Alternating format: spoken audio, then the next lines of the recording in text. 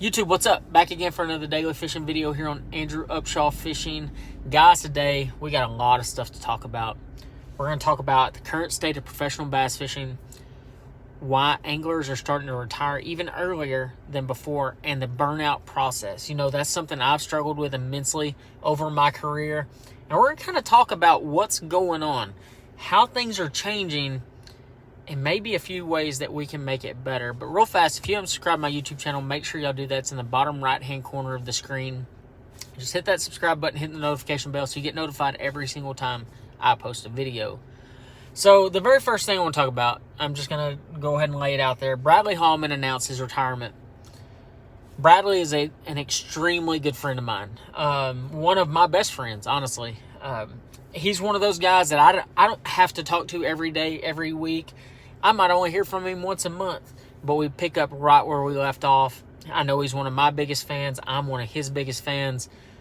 It's a sucky situation. I've kind of known this was coming for a few months now, and it was one of those situations that I never even tried to talk him out of. I never tried to make him think a certain way. That was a decision that he had to make on his own, and he did. And I absolutely think it was the best decision he could have made. As coming from somebody that has made a lot of really hard decisions lately for their family and trying to be there for their kid and wife and all that stuff, I completely get where he's coming from. Quite honestly, Hallman is probably one of the more talented anglers I've ever been in the boat with, and the fishing industry will miss him. I will miss him. You know, I put a lot of things on my shoulder. I didn't make the Elite Series last year. Hallman did. And we had traveled together for the last 3 years and gotten to be super close. Like, it's just one of those guys that I could talk to about anything and everything all the time. And we didn't have that anymore. So that very first year, we weren't rooming together. And we weren't working together, and it took a toll on me. I know it took a toll on him because of the toll it took on myself. And so, it was always more fun with Hallman. And not to say Panger's not fun. Me and Panger get along just fine. Everything's good with me and Panger. But it was like your brother moved out and you didn't get to see him no more. Went to college and you were stuck in high school. That's kind of the feeling it was, and it just was different. And so, yeah, I mean, it sucks that he's retiring. I think it's going to be the best for him. Also got news today that Larry Nixon is retiring. I'm not surprised about that. I was told a while back that Nixon was contemplating retirement. Nixon is one of those, like, all-around amazing anglers. Such a nice guy. I've known him for a while now. He's always makes me laugh. Such a good dude. The industry, once again, is going to miss him as well. I don't think these guys are just going to completely disappear, but I do think they're going to take a step back. I think Hallman will still do some YouTube stuff, but I don't think you're going to see him fish a whole lot of tournaments. I just don't think he has that burning desire to do it anymore. But one thing I want to say, with all that being said, we're seeing a huge change, a huge shift in professional fishing right now, to where you're seeing anglers retire even earlier than before. Nixon's just now retiring. And Nixon, like I said, he's a friend of mine. He's old. Nixon, you're old, buddy. I love you to death, but you're old. But you've done it forever. I mean, he was doing it in the 70s, and 80s, and 90s. 50-year career. I don't know if we're going to see many more 50-year careers. I think those are done. The shift that we're seeing is something that's so unprecedented, whether it be from social media, a very quick learning curve, and the introduction of high-end electronics has really changed the industry. And I'm not going to even say it's for the better or for the worse. It's just changed it completely.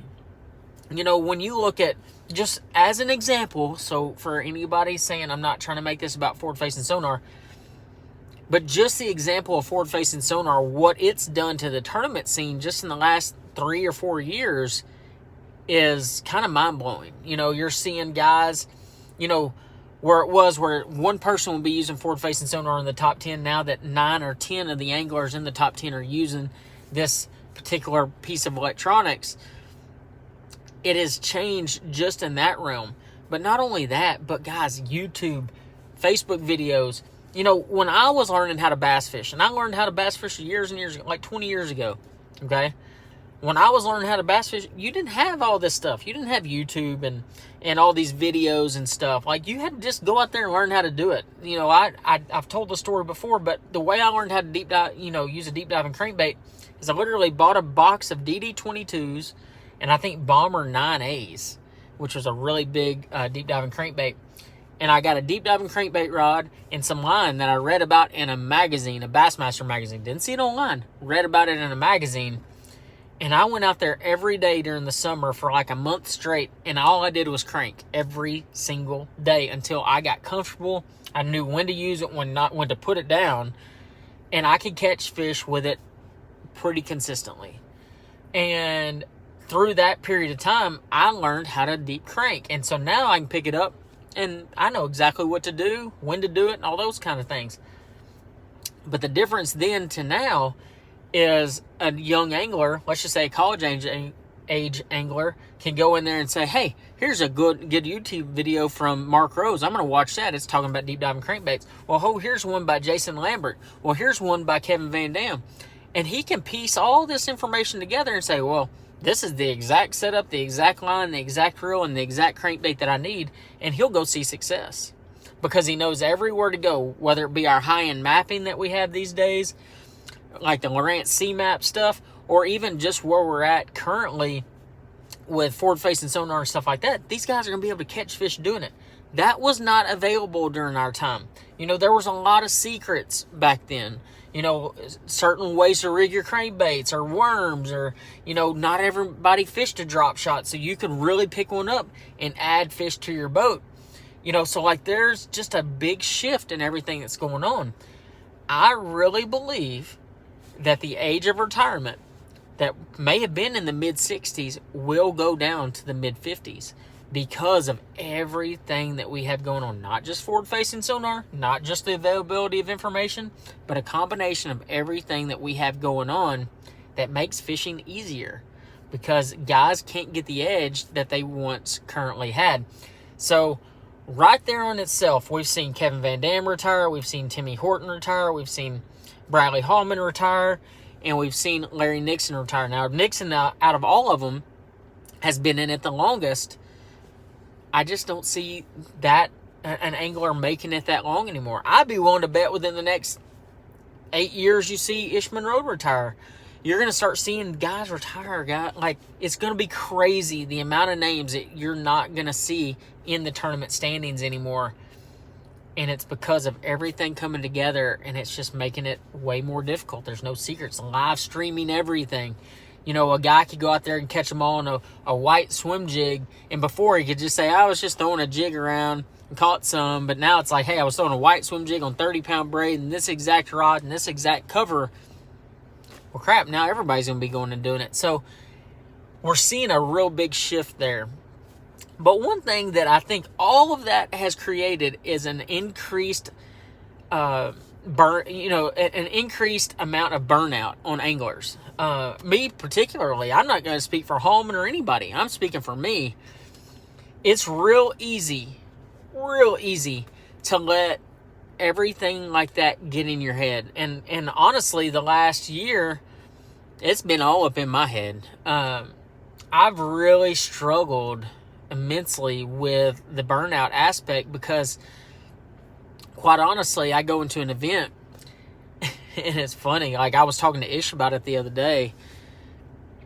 I can go into a Bassmaster Open, for instance, just an example. I can go into a Bassmaster Open, and going into the particular event, let's just say you follow Alabama last year. Going into the event, 100% knew it was going to be a forward-facing sonar tournament. 100% knew that more than likely to make a top 10 in the event, you need to be using it. And you needed to just dedicate to it. And if you went fishing, like flipping, sight fishing, swimming a jig, anything like that, frogging, even on your very best day, you'd have to have your very best day 2 days in a row just to make the top 10. Whereas a very best day with forward-facing sonar might be leading the tournament, and a bad day would still be a top 20. Now, with that being said, I know that there's a lot of guys that went out there and did it and didn't catch crap or didn't catch a good bag or whatever. I decided in that particular event, I went sight fishing partly because I had a transducer break. I had a couple different things go down where there was just no chance of me going offshore. It just wasn't going to happen. So I went and spent my time up shallow. I couldn't get the transducers in time. I had a unit go out. I mean, when I say it all went bad, like that particular tournament, it all went bad. But one thing that I learned in that tournament is even if I had the best tournament of my life, there was a very legit chance I don't make a top 10. And so when I look at the burnout aspect of things, just in the sense of forward-facing sonar, I look at next season and I'm like, well, that one's, we're not going to use it. That one, we're going to use it. This one, we're going to use it. This one, we're going to use it. That one, probably not. And now it's become, okay, which tournaments am I going to really have to dedicate to forward-facing sonar, and which ones can I just go fishing? Because day in and day out, my best performance is when I go fishing. I can honestly, the cool thing is I can compare it to when the A-rig was out and legal in tournaments, or at least the tournaments that I was fishing, because when the A-rig when it came in, I was fishing FLW Tour, and I remember dedicating days to that thing, and I would suck in those tournaments. The best time that I ever did, or when I really started doing well in FLW, is when I put the thing away and I stopped using it completely. And I took them out of my boat. Like, I didn't even have them available to me because I knew if I had them there, that it would really mess me up. And I've actually contemplated not even putting forward-facing sonar on my boat, but there are too many instances where you might use it just to see a stump or a brush pile or the corner of a dock, and and you can see things. So, like, why not have it on my boat when it's legal? But one thing that I did this year is I turned it off a lot, just for the fact that I went up shallow. I went and frogged, I went and flipped, I went and fished a swim jig a lot. And I spent a lot of time up there just fishing basics of fishing, old school, grinding it out, getting 4 or 5, 6, 7 bites a day, and just fishing. And I had a good season. It wasn't a great season. I didn't make the elites, but it was a pretty good year. But one thing that I know, and it's in the back of my mind, is that if I'd have just picked up, if I'd just gone to these tournaments and just scanned around, I eventually would have ran into them. One thing that I urge all of you to do is when you get in that burnout state, you need to lean on your friends. Don't let it harbor inside of you. You need to talk to your friends. Talk it out, because the deal is the more we let those things fester, the worse it's going to be. Yesterday, I wanted to quit fishing. Straight up. I was so mad, so frustrated. I was telling Ish how much I was so mad about things. And I got it out of my system. And right now I'm jacked. I'm ready to go. I'm ready to go catch them. And sometimes just venting those things out to somebody you trust that isn't just going to just go along with what you're saying, but kind of give you some feedback, is some of the best things that you can ever do. So guys, if you're in a burnout state, you don't have to be there forever. Find somebody to have a conversation with. If you need to talk to me, I'll talk to you guys. The deal is the more we work together, the better it's going to be. This isn't just some big hate for forward-facing sonar. This is just a realistic view of what I've been dealing with, the state of the industry currently, and what y'all can do to try to help make it better for you guys. But guys, I hope y'all enjoyed this video. I really, really, really appreciate you guys. Y'all are the best fans, the best friends that I could have. I call you fans, but y'all are my buddies. I talk to so many of y'all so often. I feel like we know each other. We comment back and forth. I don't have somebody that runs my comments. I do that. So if I comment back, it's me talking to you. It's nobody else. I don't have somebody hired to do that crap. That's me.